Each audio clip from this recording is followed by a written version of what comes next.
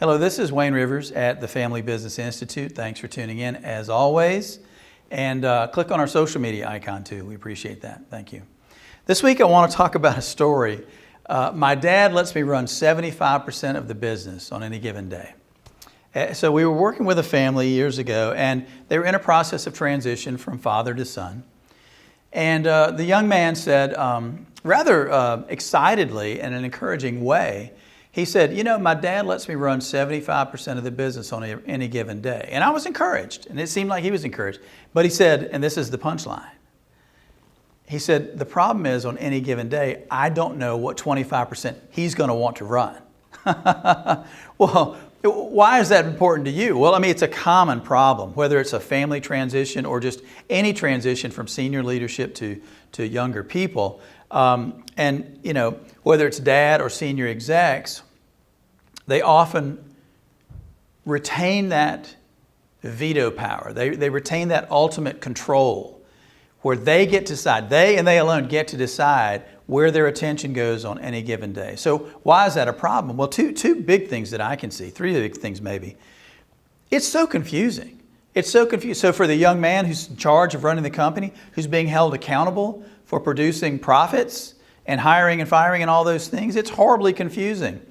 It's also confusing for the employees because they don't know whether they're supposed to listen to this leader or that leader or this other leader over here. It's horribly confusing, even demoralizing. And then the other piece of it is there's no accountability there. If my folks don't know on any given day what parts of the company I'm going to run, how can I hold them accountable? And even more so, how can they hold me accountable? Because I'm all over the place putting my hands on everything, getting my fingerprints, smudging my fingerprints all over everything. That's not the way to do things. So why does this happen?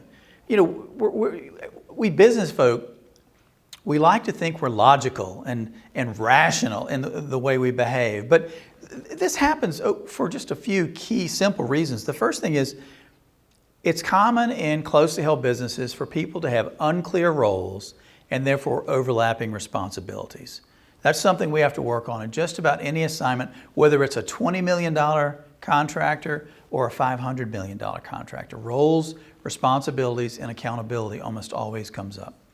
The second thing, poor communication.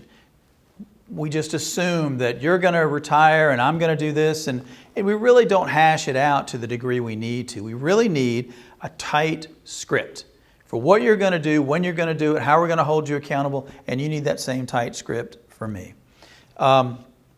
There's a management succession plan in place, not an ownership succession plan. Remember, that's a different thing. There's a management succession plan in place and probably some kind of amorphous timeline, but it's informal. It's not formal. It doesn't have specific timelines. It doesn't have dates. It doesn't have clear mileposts that we can all as managers and leaders understand. And then the fourth thing is probably the biggest one. Why does this confusion take place in closely held businesses?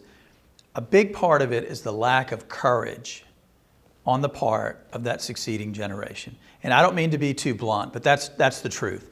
Instead of saying, what are my needs as a future leader? I need to know this, this, and this. And talking as a business peer with your father or your other senior departing leaders, you know, your people who are looking to exit gracefully over a period of time, instead of having the courage to say, we need a plan. It's for the benefit of all of us, our customers, etc. They kind of wait and they sit back and they say, you know, I have a good bit of reverence for these folks and I don't want to be appear to be pushy. Have courage. Business leaders respect courage. They're courageous people. If you're not demonstrating courage, you're holding yourself back and you're holding the transfer of leadership timeline back. You're not doing yourself any favors. Okay, so 5 quick solutions for how to make this I run 75% situation go a little bit easier. First, you need a management succession plan with a timeline. That's just as simple as can be. You need clear, what we call RRA, roles, responsibilities, and accountability. Again, that's a 1 or 2 page document, nothing fancy. You need financial planning. For the benefit of those senior leaders who may be riding off into the sunset, they need financial planning to make sure that they know where their groceries are going to come from. They know how they're going to pay their bills, et cetera. They know they're going to have enough money to take the grandkids on an occasional vacation, that kind of stuff. So it's worth it from the perspective of the departing leaders to get financial planning, but it's also essential on the part of the company.